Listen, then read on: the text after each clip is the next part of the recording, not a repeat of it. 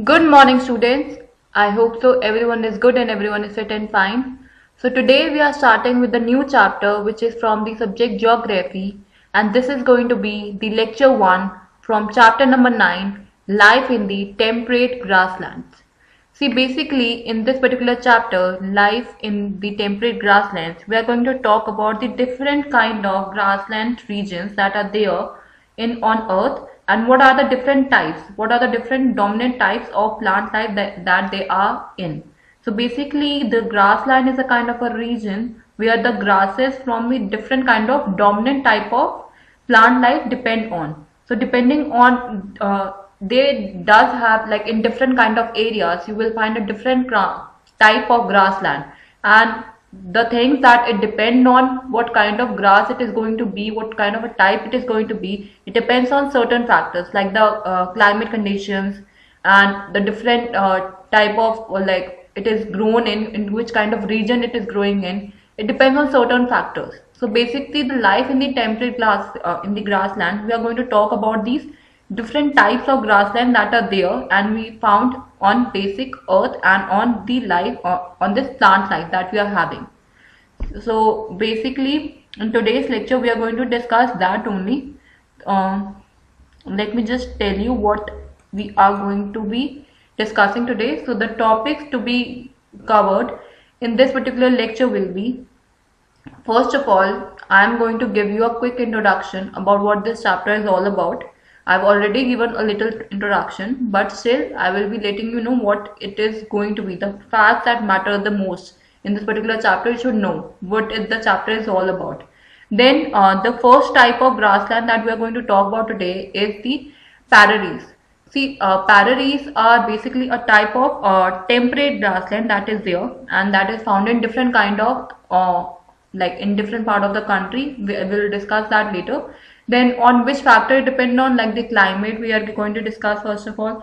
Then on flora and fauna. Then on the people also. The people of the regions are depend, like take a lot of care of it. That's why they are like having a very healthy kind of a grassland in these kind of areas. So how they are taking care of it, what they do for that to produce it. So for that we will discuss that, and the homework I will be providing you with this particular chapter that you have to do as a homework for today.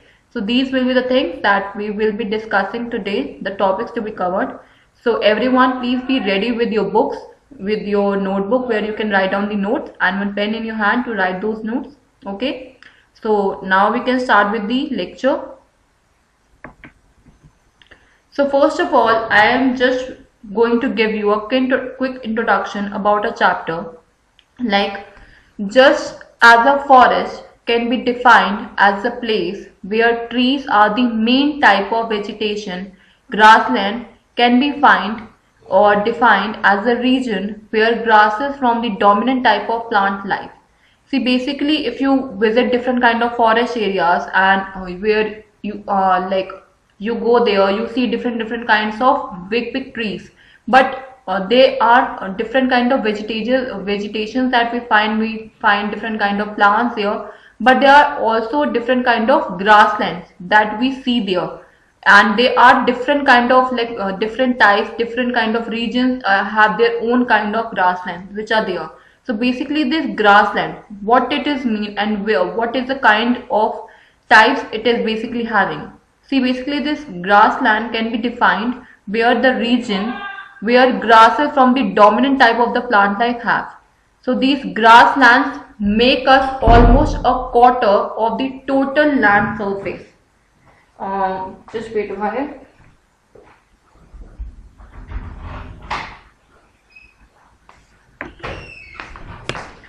These grassland makes the almost a quarter of the total land surface. See, basically are almost the land surface that we are having, it is mostly kind of covered with the forest area, the dense area, or with the little bit of grassland too, that you can find in, like, every next, like if you living in a kind of a like city area also, you will find grasslands are still there. If you cannot find forest, you can find grassland. Grasslands are probably there, which makes a quarter of the total land surface area in as a whole. So basically the type of plants that grow here greatly depend on what the climate and soil are like. So now if you have read about the vegetation types and you have read about the different kind of plants that it built up with, similarly the same way there are different types of plants that grow here, and they are greatly depend on basic factors. The first thing would be climate. Like the climate plays a very important role. If the regions are very cold or very like hot, or in the moderate range, or it is very rainy seasons are there in that particular area. So the climate is one of the main factors here.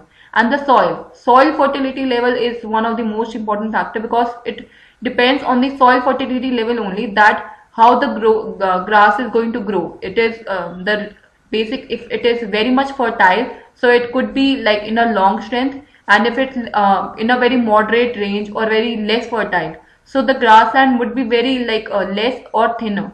So as the climate plays an important role in the formation of these grasslands, it is generally used as a basis to divide the world's grassland into two broader categories. See, basically climate plays a very important role in the formation of these grasslands which are there. So on that basis they have like introduced that the world's grassland are divided into two categories. So they are talking about the what kind of grasslands that you can find in the different kind of regions. So they have divided into two broad categories. The first one, those that occur in the temperate regions. So they have divided into two regions. The first is the temperate regions and second is the tropical regions. Temperate regions are basically where you will find it mostly rainy or very humid area, humid regions. And the tropical are basically which are densely forest or which are like heated areas mostly. So they are the tropical regions. So they have given different names for that, which depends on the temperate regions and the tropical regions. Which are they? We will discussing it in the further way. The first one is the prairies. See, the prairies are basically known as the temperate grasslands. As you all know that temperate grasslands are where you will get in a kind of a region where there are certainly hilly lands, or there could be plain, very low plain areas, or there will be high chances of rainfall as well. So the temperate grasslands are mostly found in the North America, which are known as the prairies. Now, if we talk about the meaning of these prairies, it is basically they have taken this name from a Latin word. You can see that from the book as well, that it is shown that from where it is being taken and why it is being taken, because it is basically found in certain regions of a temperate only. So that's why they have given this name. So it is the region of flat, gently sloping or hilly land. So basically what kind of a region you can find this particular prairies is basically in the region of where you get a flat kind of a land, or a very gently slopy, which is like coming from above to a very like staircase slope that you can find it, or a hilly land. A hilly land is probably where you can find mountain regions, or there are large kind of hilly lands which are there. So for the most part the prairies are treeless, but near the low-lying plains and flanking river valleys, woodlands can be found. So where you can find these prairies, so basically these prairies are treeless. You will find in the certain region where there will be flat area, or there will be good hilly area, hilly land and gently slopy areas, and where basically they are mostly the most part the prairies are treeless, because they don't have they are not growing with large trees, they have their own branches. So they are near the low lying plains, or they are nearby to some kind of a like places where there are river valleys, or there are woodlands could be found. So in those kind of places you can find the prairies. Now there are tall grass up to 2 meters high and dominates the landscape. It is actually a sea of grass. See, basically they are very tall grasses that you can find there, and what are the kind of things that you are getting there is up to 2 meter height. They dominate the landscape, and it is actually a sea of grass. Now the prairies are borne by the Rocky Mountains in the west and the Great Lakes in the east. So basically where you can found or you can bond these prairies in the mostly region, they will be there in the Rocky Mountains. Like in the introduction we have seen that the prairies are basically located in the mountain ranges mostly. So they are bound by the Rocky Mountains in the west and mostly in the Great Lakes in the east. Now, if you look at the map of the North America that is given in your book on figure number 9.2, you can see that the prairies cover the parts of United States of America and parts of Canada as well. So, mostly what kind of regions are they covering in and where you can find these grassland? So basically you can see that the prairies cover most of the part of the United States of America and little bit of part of Canada as well. So in the USA, the area is drained by the tributaries of Mississippi. Mississippi and the Canadian prairies are drained by the tributaries of Saskatchewan River. So now first of all let me just tell you what does this tributaries are all about. Tributaries are the different kind of branch of same kind of things. See, there will be a different kind of variation that you will find, but in those variation they will be linked towards only one branch. Like in your family, your mother is there, your father is there, you all are different, but you are in the branch of one tribute only. So similarly, the area is drained by the tributaries of Mississippi. They are in the region, they are spread in that particular area, but they are the branch of similar kind of grassland only. And similarly in the Canadian prairies also, they are drained by the tributaries of Saskatchewan rivers.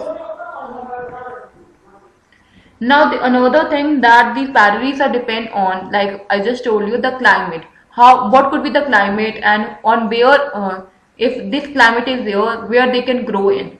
So basically climate plays a very important role here. Like being located in the heart of a continent, the climate is of the continental type with extreme temperatures.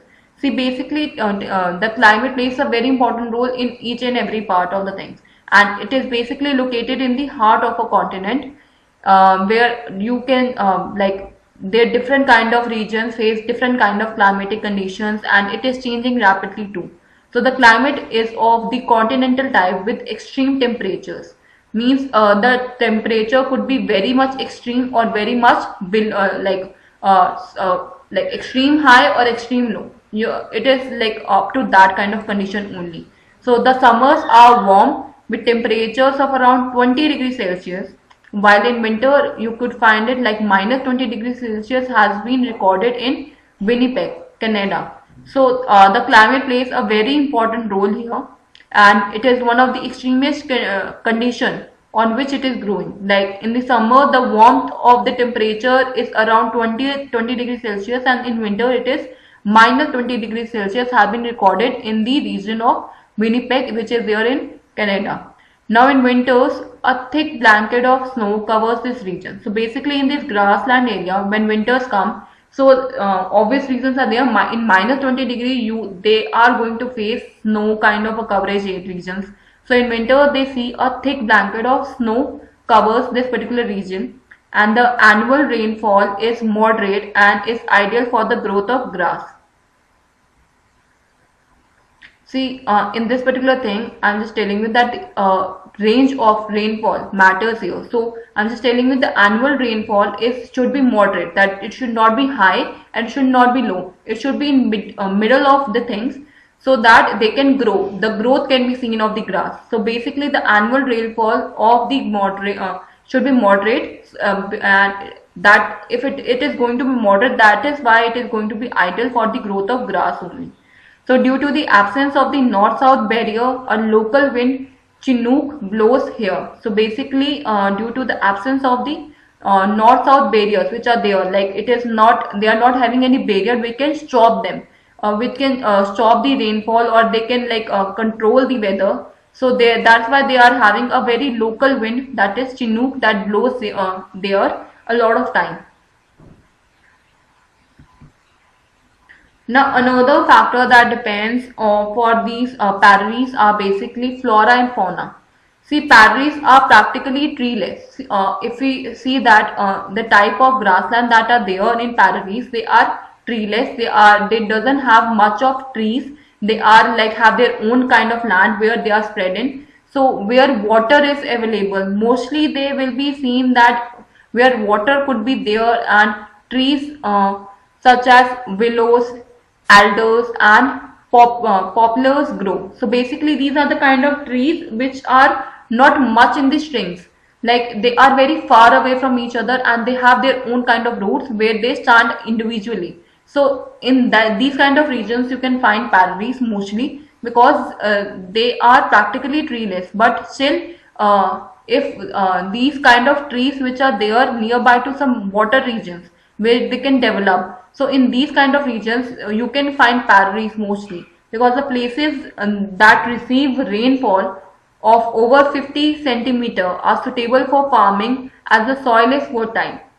See, basically why we can find these kind of trees here, basically if water will be there, so the places will receive a rainfall of over 50 centimeter, which is a moderate range. So that could be very much suitable for the farming of these grasslands, because the soil will be fertile in these kind of regions if they are going to have this kind of rainfall which is moderate. So to the major crop of this area is maize.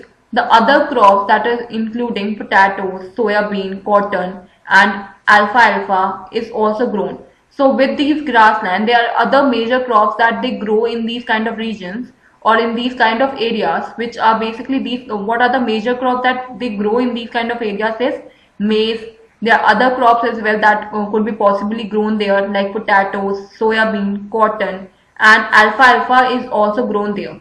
So there are different areas where rainfall is very little or unreliable, but because of the climatic regions, or because of there could be some possibility that the rainfall is moderate, if they can bring the kind of a range, if the like rainfall is very less or unreliable, the grasses are short and spare. So basically the grass that is going to be growing in these kind of region where the rainfall is very less, it is going to be very short, and like there could possibility that there will be a spare land, that is like no grass will be growing there in these kind of regions. So that could be the possibility.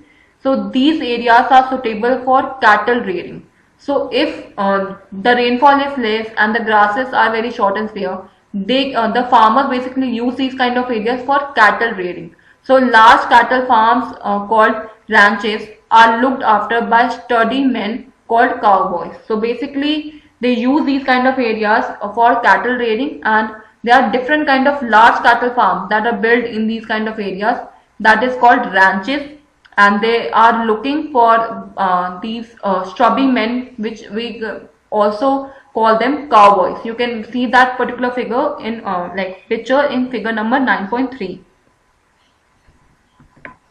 Now there is bison, or the American buffalo is the most important animal of this particular region.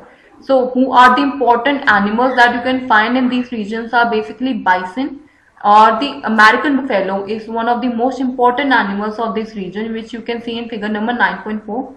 It is nearly got extinct due to its indiscriminate hunting and is now a protected species. So basically now the current situation is that it is nearly got extinct, means it is not available, because there are certain reasons for that, because it is very much, there were a lot of hunting that was happening for these bison and American buffalo, and now they come under the category of protected species. So the other animals found in these kind of regions are rabbits, coyotes and gophers and prairie dog. So what are the other kind of species or the other kind of animals that you can found in these regions are basically rabbits you can find, coyotes you can find, and gophers you can find, and prairie dogs you can find here. Now, how people play a very important role in these kind of regions to develop grassland, or to develop these kind of region according to them. So the people of these regions are very hardworking. They are why they are very hardworking. We can say that because they are successfully harnessed technology to utilize their rich natural resources. See, basically, people play a very important role here because these people are of this particular regions are very hardworking. How we can say that they are very hardworking? Because they have seen a very successful rate of harnessed technology to utilize their rich natural resources more often. So two of the most developed countries in the world, the USA and Canada, are located in these kind of regions only. And scientific methods of cultivation and use of tractors, harvesters and combines has made North America surplus food producer. So because of their mind technology that they have used, and they have utilized these kind of regions into some very positive way, because all these two countries have taken these particular regions and utilized the scientific methods of cultivation basically, and use the tractor, harvester and combines has made North America a surplus food producer. So the prairies are also known as the granaries of the world due to the huge surplus of wheat producer. See, basically the prairies are also known as the granaries of the world due to the huge surplus of wheat producer. Dairy farming is another major industry.